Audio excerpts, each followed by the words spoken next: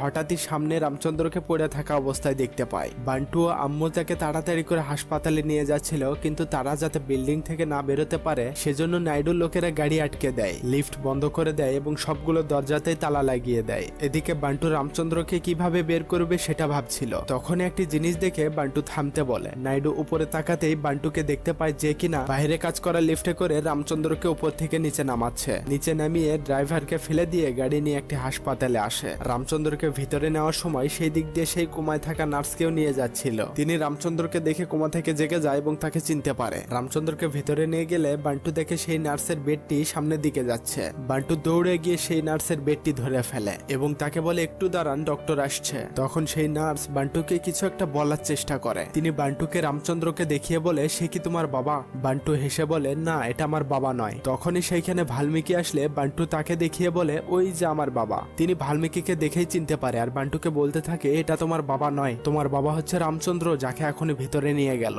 বান্টু ভাবে এই মহিলার মাথা গেছে। বান্টু তার কথাগুলো শুনতে চাইছিল না। তখনই সেই নার্স বান্টুকে একটি চড় মারে আর বলে, ভাল্মীকি তোমার বাবা নয়, তোমার বাবা রামচন্দ্র। বান্টু বলে, আপনি আমার বাবার নাম কিভাবে জানলেন? আপনি তাকে চেনেন? তখন মহিলাটি তাকে সবকিছু খুলে বলে, তুমি জন্মের পর ভাল্মীকিও আমি তোমাকে পরিবর্তন করেছিলাম। তোমার বাবা ভাল্মীকি নয়, তুমি হচ্ছে রামচন্দ্রের ছেলে। এই কথাগুলো শুনে বান্টু কি করবে বুঝতে পারছিল না। সেই মহিলা নার্স বান্টুর কলার ধরে জোরে জোরে বলতে থাকে, রামচন্দ্রকে ডাকো, আমি সবকিছু খুলে বলবো তাকে। বান্টু কি করবে বুঝে ওঠার আগেই মহিলাটি সেইখানেই মারা যায়। ডক্টরেরা এসে তাকে সেইখান থেকে নিয়ে যায়। কিছুক্ষণ পর তার আসল মা আসলে বান্টু তার দিকে চেয়ে থাকে। এরপর বান্টু তার পালিত বাবা অর্থাৎ ভাল্মীকির সাথে সেইখান থেকে আসছিল। তখন ভাল্মীকি সেই নার্সের ডেড বডি দেখতে পায়। ভাল্মীকি একটু খুশি হয়ে বলে, অনেক কষ্ট পেয়েছে, নিয়ে যাও তাকে। তাকে সেইখান থেকে নিয়ে যাওয়ার পর বান্টু তাকে বলে, তাকে চেনো?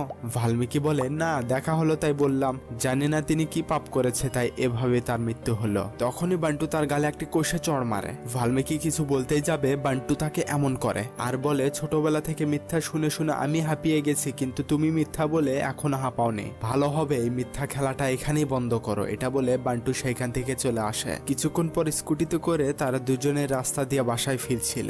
ভাল্মীকি স্কুটি দাঁড় করিয়ে বান্টুকে নামতে বলে। ভাল্মীকি স্কুটি থেকে নেমে জানতে চায়, হাসপাতালে তুই বুড়ো বাবার গায়ে হাত উঠালি কেন? কারণ না, আমি তোমার ছেলে আর তুমি আমার বাবা। ভাল্মীকি তার কলার ধরে একটু সাইডে এনে বলে, আমি যদি তোর বাবা না হই তাহলে তুই কি আকাশ থেকে পড়েছিস?